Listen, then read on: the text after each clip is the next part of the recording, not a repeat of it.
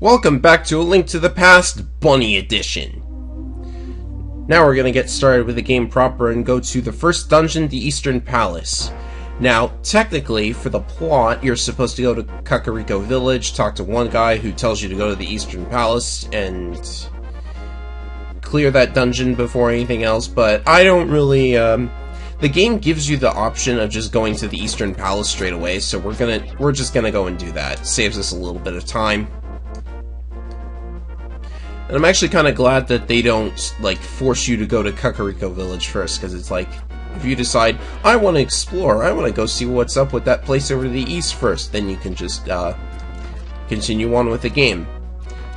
I'm almost completely certain that in a modern Zelda game, they would force you to go and, like, do the events in order or whatever. But, not so with this game. Which is one of the reasons that it's my favorite Zelda game. I'm gonna sort of get into that as we go. So we have this house. Yeah, bunnies aren't monsters, people.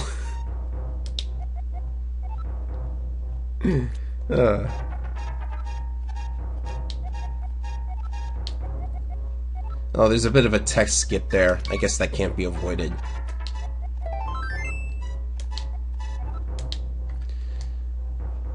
They keep thinking bunnies are monsters, you guys. You must have this real aversion to things that are not human.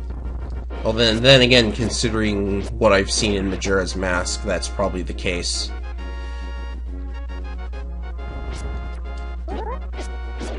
Also, this is the only area in the game with Armos statues, which is kind of a shame. They aren't even in the dungeon proper.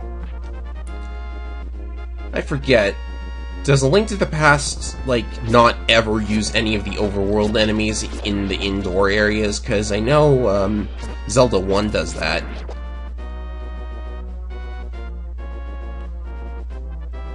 Alright, now it's time to tackle the Eastern Palace. It's a pretty straightforward dungeon. But with only 4 hearts, you gotta be just a little careful. I missed one! Ugh, I hate that. When I want to do a spin attack, I want to kill all enemies with one single spin attack and make myself look cool. But the game never lets me do that, because I always miss just one. Get in there. So I'm pretty sure to the right of this room is the dungeon map. But who cares? I know this place like the back of my hand. It's the first dungeon, people. So these enemies, they like dodge if you try to hit them normally. So you have to either stab them like this, and that's kind of dangerous because the hitbox can be really, really weird. I think spin attacks work too. Yeah, it hits them in midair or something. If you have a room like this, you can, come on, where are they? There they are. You can throw pots at these enemies and they can't avoid that for some reason.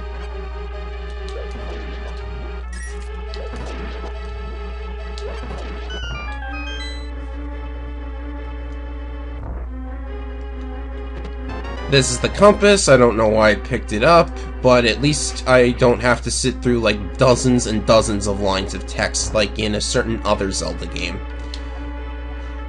And unfortunately, all of the telepathic old guy talks to you tiles on the wall have basically had their text removed to save space in this hack, which is fine because I don't really need any hints at all. Am I going the right way? I can't quite remember. Yeah, it has been a while. Oh yeah, I think this is the right way. Boss key should be somewhere around here. Under a pot in here is a key. And I got a bomb? Huh. I didn't know you could get bombs so early. You don't actually need like a bomb bag or anything to carry bombs, so you can like get them really quick. It's kind of like Zelda 1. Except, I guess they are a bit of rare drops. By default, you can only carry 10 bombs and 30 arrows, which is a little uneven, in my opinion. But I don't really mind.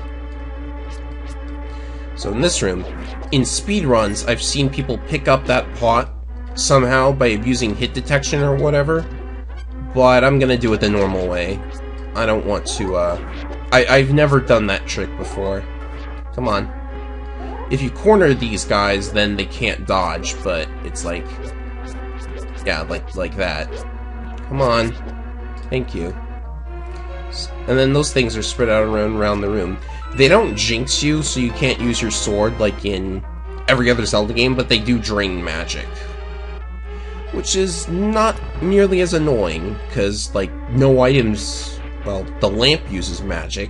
I don't know why, but it does. And there are a pretty hefty number of magic items, so that's cool. How did that not hit him? There we go.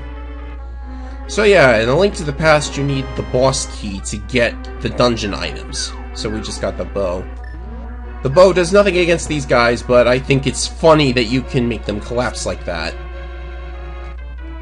Anyhow, let's get out of here. If you fall down those holes there are actually fairies down there in case you need them. I can't mess this one up. Oh, I messed it up. Oh, I'm so bad. I'm actually getting killed. Pots work on these enemies too, though. But the arrow kills them in one hit. The sword also works.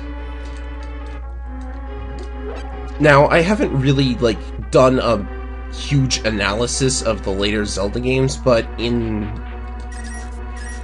like, maybe I should just examine all the different ways you can kill the bosses and enemies in Ocarina of Time and Co., because in A Link to the Past, there's lots of different ways for taking out certain enemies and bosses. You are not necessarily locked into using the dungeon item to kill the boss, which is also true of, like, A Link Between Worlds, I think, which is pretty recent. Well, you don't get dungeon items in A Link Between Worlds.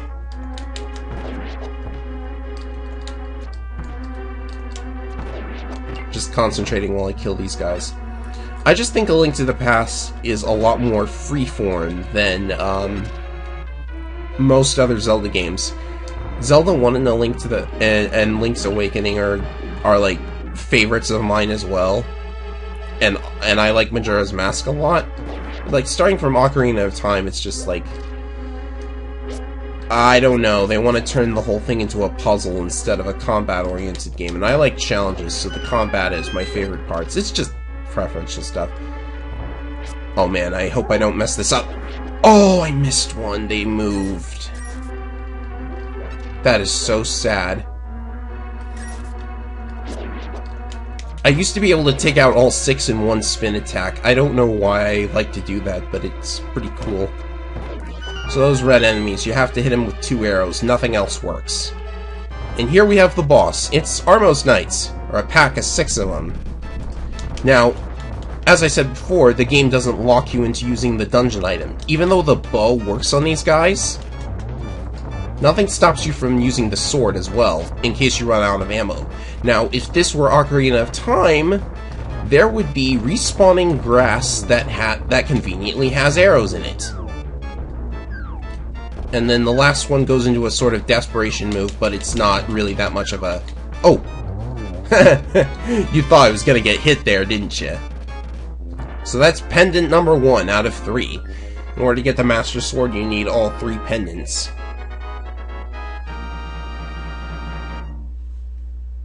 Which, you know, is like almost exactly like collecting the 3 sacred stones or whatever they were in Ocarina of Time. It's like collecting 3 tablets in Skyward Sword, 3 fused shadows in Twilight Princess. You know how this works. So a lot of these Zelda trends get their start here. Most of the, like, 3D games follow the A Link to the Past model, I want to say. And then you have, like, the 2D games, the portable games, which are, like, closer to Zelda 1, I guess.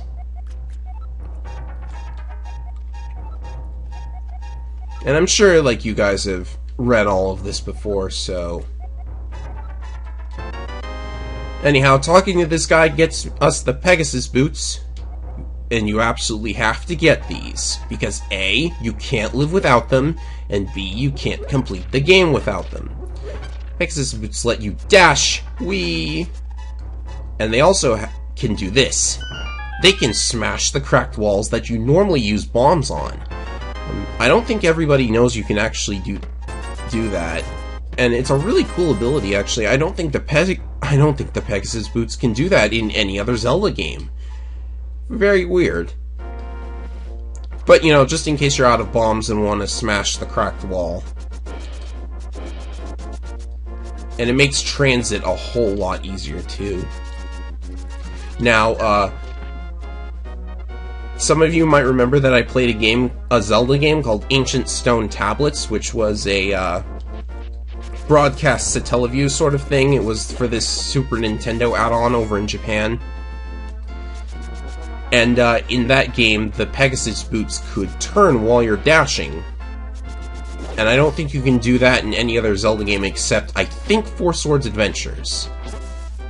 Which is also pretty sad. They keep, like, removing all of the cool things that they invent, and, like, not keeping features around for future Zelda titles.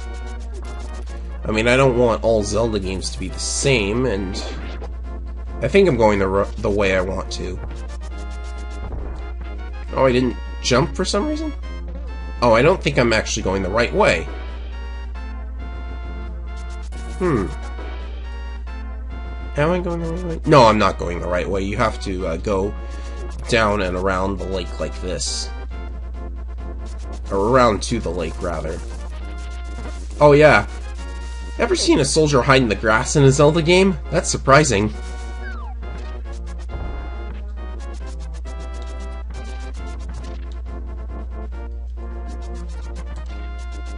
Oh, I need a bomb for this wall specifically. So it's only the indoor, cracked walls that you can smash, I guess? I'll have to test that.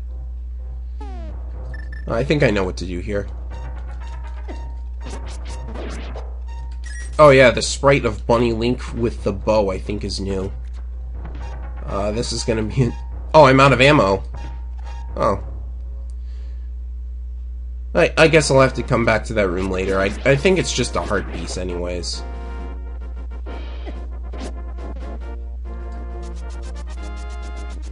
Oh, whoops.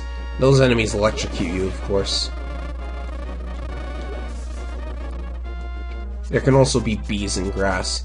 Also, this is the only, like, instance of this enemy in the entire game, and I don't even know what it's really supposed to be. But oh well. Here we are. This is what I was looking for. Now, that old guy from earlier hints that there's an important item here, but he doesn't tell you what exactly it is, or, like, why you're supposed to get it, so I think it'd be easy for players to miss it. And then when they realize they actually need the ice rod, then they get really annoyed because they don't know what they're supposed to do. So, that's not the best gameplay design ever. Like, they did hint that you need that item, but it's not, like... they're not what do I want to say? They're not obvious enough about it, because, like, it is an item that you really, really need. So that room just has fairies in it. But we know how many bottles, so, you know. The ice rod is a pretty cool item. Yeah, never mind. It freezes enemies, if I could actually hit one. Forget it. Ugh. I'm so bad at aiming. There we go. I don't think you can freeze enemies in any other Zelda game either, actually, because, like, they're perfectly willing to add a fire rod to later Zelda games, but they never use an ice rod, and I don't know why, really. There's a lot of items in this game that you never see ever again, for the most part, in Zelda. Or maybe I'm just thinking of the magic cape, and you actually do see every other. The magic medallions aren't really seen ever again, but I don't know. So we have the ice rod, we can use it later on in the game when we need to. And from here, I think I am going to... I think it might be time to call it an episode. Ow. Ow. Annoying. Oh, we'll see what's in that cave, then we'll call it an episode. Also, take note, you can put bombs down on the ground in this game. In the latest Zelda game, Triforce Heroes, if you have the bombs... Oh, it's just a great fairy. If you have the bombs in Triforce Heroes, you actually can't just put them down on the ground. You have to throw them, and that's so annoying. Anyway, that's it for this episode. Next time, we're gonna go actually visit the town this time, and we're going to go dig in the sand.